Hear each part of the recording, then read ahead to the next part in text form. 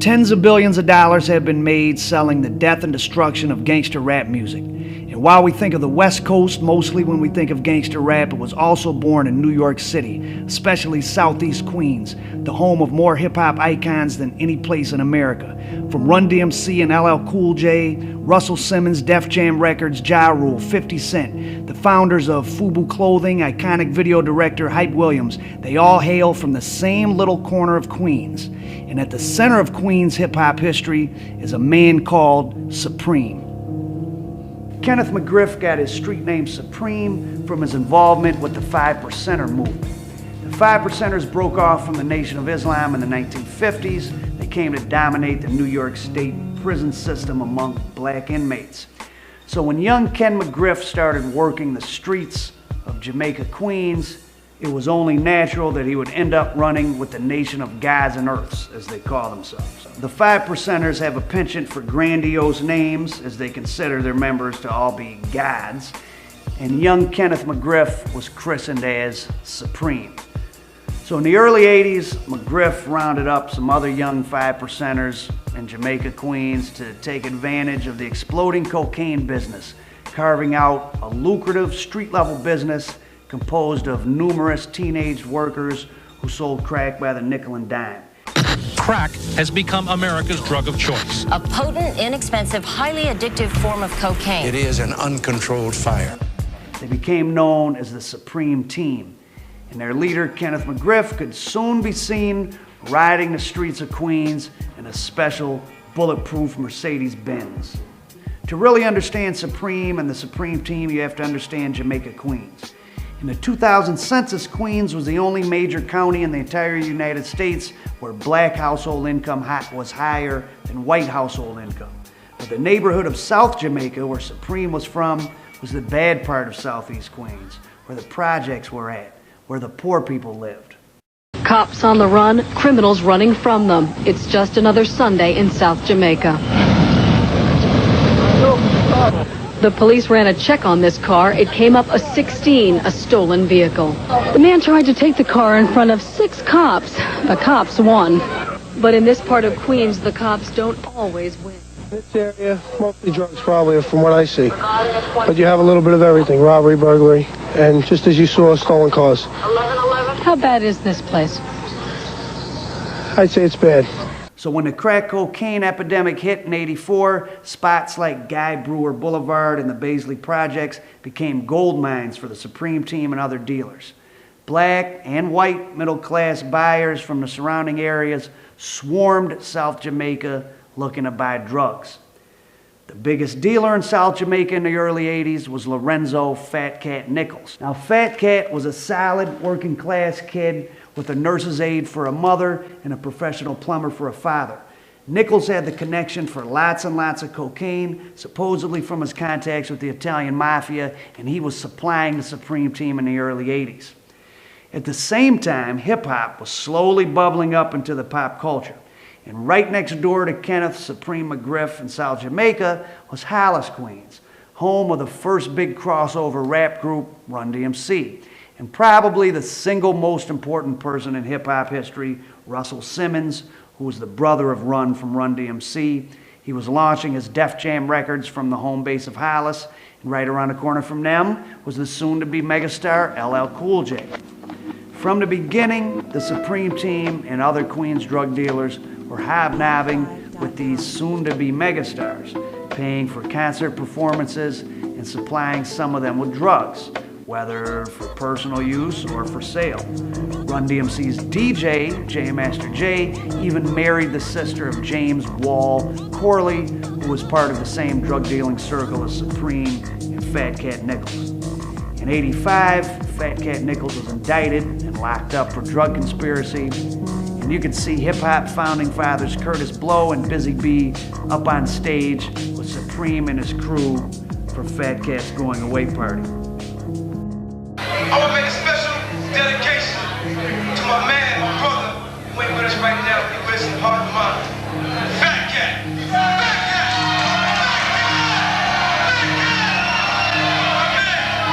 In 1987, the Supreme Team was at its peak. grossing up to supposedly $200,000 in a single day. Then they were hit with an indictment. Supreme McGriff somehow managed to escape with a relatively light 10-year sentence. In his absence, nephew Gerald Prince Miller took over the Supreme team and things took a violent turn. The feds claim the Supreme team was responsible for 8 murders in 1987 alone, though Supreme was never charged with any of those. Gerald Prince Miller, his nephew, was himself sent away for a short stretch in late '87. With both Supreme and Prince off the streets, the Supreme team was out of business for the time being.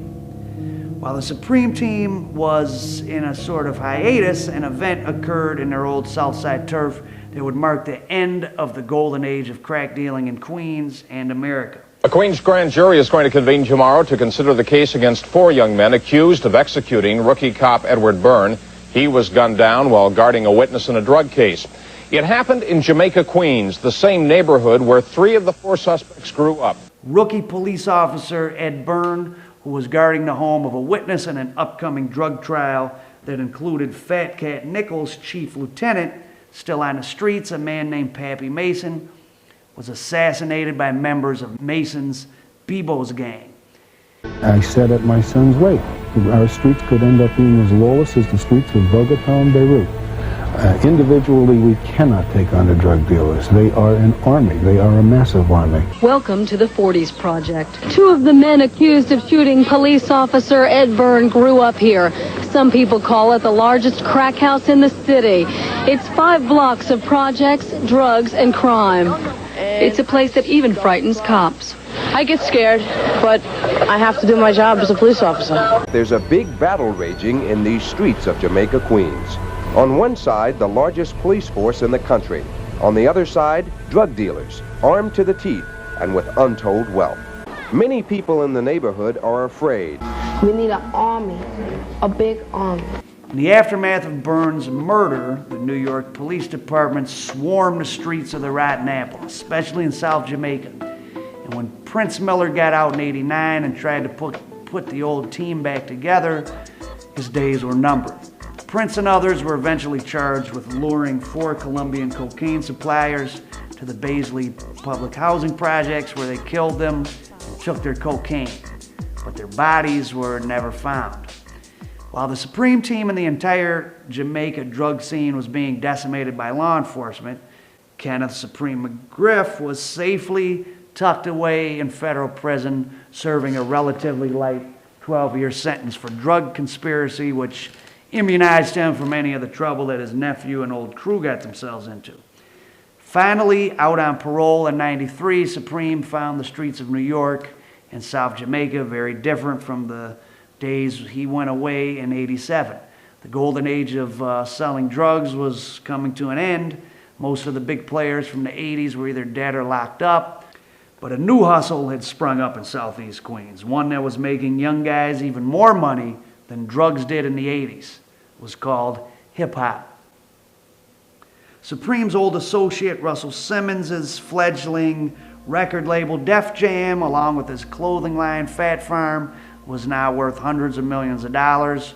Local rappers Run DMC had become global icons. LL Cool J was a budding movie star. FUBU Clothing, started by 2 guys from Hollis, Queens, was approaching $1 billion in sales. The pop culture styles of Southeast Queens, a culture that Supreme had helped in some small way to create, had spread across America and the world and was generating tens of billions in profit. Supreme wanted in. He quickly latched on to Murder Inc. Records CEO Irv Gotti, another South Jamaica native who was an up-and-comer in the rap business. Supreme and Irving Gotti Lorenzo needed each other. Irv Gotti got street cred from connecting with Supreme, and Supreme got entree into the entertainment business. Murder Inc.'s top artist, Ja Rule, scored a string of hits starting in '99, and Supreme was along for the ride. But in 2000, Supreme found himself mediating a beef between yet another local Jamaica rapper, future megastar 50 Cent, who had been discovered by Run DMC's DJ, Jam Master Jay. 50 Cent, probably just to make a name for himself, instigated the beef when he took credit for Ja Rule's chain getting snatched, which Supreme claims was a lie, but either way, now not long after that song, Curtis 50 Cent Jackson was shot 9 times in front of his grandmother's house in South Jamaica. Word on the street was Supreme did it. But a man named Daryl Hamo Baum probably was the culprit. And Little Kim's one-time boyfriend, Damian World Hardy, who was a Brooklyn kingpin, was eventually convicted of having Baum killed in retaliation for yet another hit. Baum had once been Mike Tyson's bodyguard and personal friend, and Tyson supposedly put his own $50,000 hit out on World Hardy and his brother Wise for killing Baum. New York rap and hip-hop and murder was intertwined right from the start. So after recovering from his gunshots, 50 Cent used his notoriety to explode it onto the scene, becoming the top-selling rapper of the early 2000s. Meanwhile, another piece of Queens drug violence would finally seal Supreme's fate. McGriff's old buddy from the Supreme Team days, a guy named Black Just, had been shot and killed by sometimes rapper and well-known Queens drug dealer, a guy named E Moneybags, right in front of Supreme's own eyes. He was very upset, to say the least, about witnessing one of his oldest friends being murdered right in front of him. In 2001, Supreme took revenge by hiring a hitman to kill E Moneybags and, unbelievably, having his underlings videotape the hit. In 2002, Queens legend Jam Master Jay was murdered in his studio by unknown assailants. Supreme was even a suspect in that case. He supposedly wanted revenge for Jam Master Jay signing 50 Cent. But to this day, no one has ever been charged in Jam Master Jay's murder. Meanwhile, Supreme's ventures in the entertainment business weren't bearing much fruit. All Supreme had managed to produce for himself entertainment-wise was a low-budget, straight-to-DVD movie called Crime Partners, which failed to make Griff a real player in the entertainment world. So, according to the DEA, Supreme had returned to the drug business, mainly running heroin to the Baltimore, Maryland area. After raiding several stash spots, the feds took Supreme into custody, and their prized piece of evidence was the videotape of E Moneybags' murder, which had been left laying around one of the stash spots. Irv Gotti and Murder Inc. were soon swept up by the federal probe, and Irving Lorenzo, aka Irv Gotti, along with his brother, were charged with money laundering for Supreme. Too bad for them, Supreme had been using Murder Inc. registered phones to transact some of his business. Irv Gotti and Murder Inc. were actually eventually found not guilty in a jury trial, but it was too late for Kenneth Supreme McGriff. In early 2007, McGriff was found guilty of paying hitmen, who testified against him, to commit 2 murders, including that of E Moneybags, along with drug and money laundering crimes, and he was sentenced to life in prison without the possibility of parole, just like his nephew Gerald Prince Miller. And that's the story of Supreme, currently serving life no parole in federal prison. But I thought it would be interesting to hear from somebody with a unique perspective, somebody who was friends with Supreme in federal prison. I went to prison in 1993 for an LSD conspiracy. I wasn't no Pablo Escobar type of dude, but for a teenager, I was doing decent-sized stuff. I was supplying 15 colleges in 5 states with LSD and marijuana. I was locked up in the feds for 21 years. I was in about 8 different federal prisons. I met a lot of people, a lot of convicts, a lot of gangsters, a lot of bank robbers. I started writing books in the mid-2000s. And through my books that I wrote mostly like on prison stuff and gangsters, I started meeting a lot more dudes. A lot of people were interested in my work. And eventually I met Kenneth Supreme McGriff at FCI Gilmer in 2004. When I met Supreme in 2004, I knew who he was. I didn't know all the implications of everything he had done and all his legendary status, but I heard about him. He was a big dude on the compound, and he knew who I was too. At that time, I'd been writing stuff for Don Diva and Feds magazine, and I had my first book out, Prison Stories, and he was really interested in the type of stuff that I was doing. So we started talking a lot, and I really got to know him, and I got to know his story, and he told me a lot of stuff about when he was out there with Irv Gotti and Murder Inc. and a lot of stuff about 50 Cent. But even when I used to ask Supreme about 50 Cent, you know, I mean, he didn't really have no problem with the kid. He thought the kid was a go-getter, you know, he was doing his stuff. But he didn't like it. You know, Supreme had 1 foot in the entertainment business, he had 1 foot in the streets, and 50 Cent was out there putting his name in the mix. You know, I was around Supreme personally, and what I found was he was like a real gentleman type of gangster. I mean, don't get it wrong, dude was gangster. He would handle his business as necessary, but he was really, you know, kind of laid back, you know, real diplomatic. You know, he wouldn't use his force or, you know, anything like that unless you forced his hand. You know, but don't get it fucked up. If you made the wrong move, Supreme's going to handle business. He's going to do what he has to do because he has all type of people that are going to do his bidding and do whatever he says. He's just a real magnetic, a real charismatic, a real intelligent type of dude. And really, when he speaks, it's like people listen because he doesn't really speak that much. So when he does say something, everybody's kind of like on the edge of their seat, like, okay, what did Supreme say? Supreme said this. And dudes are ready to enforce his orders like that. I used to walk the compound with Supreme a lot, and we would walk around, you know, and we'd be going here or there. You know, you only got 10 minutes to move, so you got to get to where you're going. And a lot of guys were always coming up to Supreme, and they wanted to talk to him. They wanted to, like, spit 16 verses at him or tell him about this idea or this book or this song that they had.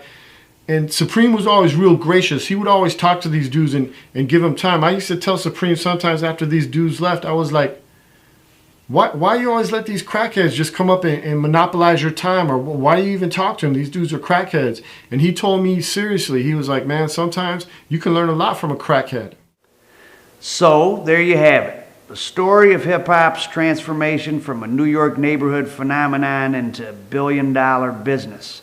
The trail of bodies upon bodies that went along with it, and a man they still call Supreme.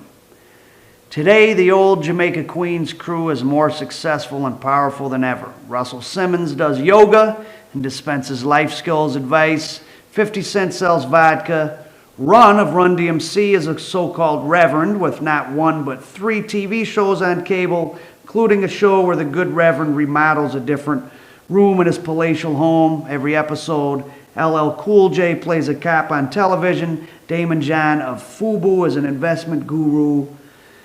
But Jam Master Jay is dead, his killer's walking free, and Kenneth Supreme McGriff, a key influence for the hip-hop culture of egotism and materialism that has infected global culture, will never be a free man again.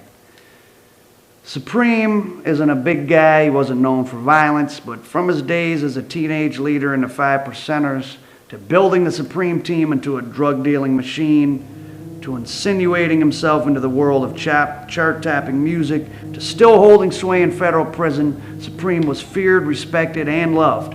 It's interesting to think what he could have accomplished if he hadn't come up in the crack cocaine era in South Jamaica Queens. Did he make the era, or did the era make him? We'll never know. Don't forget to hit the subscribe button and subscribe to the Al Prophet YouTube channel.